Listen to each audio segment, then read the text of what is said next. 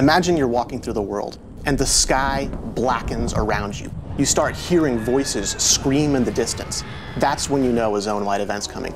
You better get some friends, you better get some people you don't even know, and you better be prepared for this.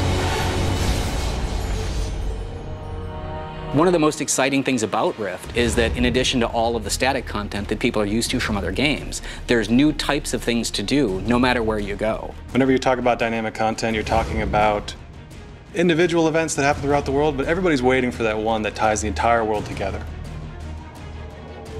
You've seen rifts and you've seen small-scale invasions, but a zone-wide event literally takes over the entire zone. We're talking hundreds of players together.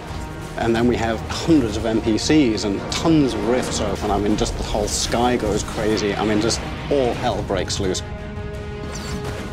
So it is very important for us to listen to our players, and we absolutely do. People said, we'd really love an open grouping system so we can get together in these raids a lot quicker. And that's exactly what we did. When you finally, you reach the biggest things in the game, you see a Colossi, you're not going to think this is a solo encounter, this isn't something I can do alone. You're going to want to run back down, you're going to want to grab everybody you can, you're all going to want to jump on that thing together. We are offering dynamic content in a way that no other game is, because we are giving players direct control. Ancient Wardstones are like a content pinata. This is your way to interact with the world and drive the game and make it do what you want it to do. The most immediate impact the player is going to see is going to be in the quest hubs themselves. Doing the quests upgrade the hub.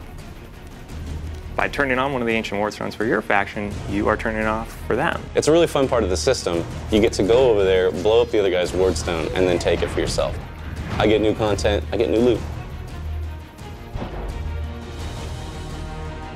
You've hit cap, you've done tons of rifts, you've seen the mechanics of them evolve over time, you've fought back 1,000 invasions and killed every foothold you can see on the map. So what do you do now?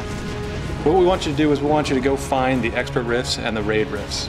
Not only are the rifts bigger themselves, but the types of things and the number of mechanics and objects that we're spawning in, it's just magnified. So while we require sort of an elite crew, we also want to make sure that anybody else shows up when they see these things in the world, can help out, can help the fight, can jump in and still get the contribution rewards they've been accustomed to getting.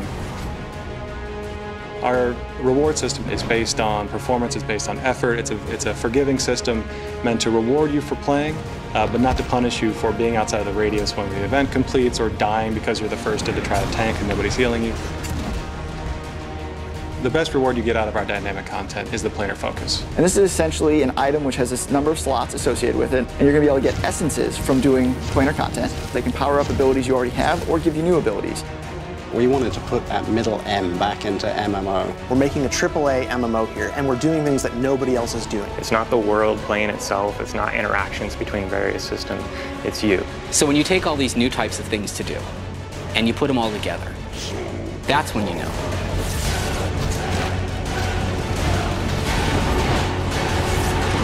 This is Rift.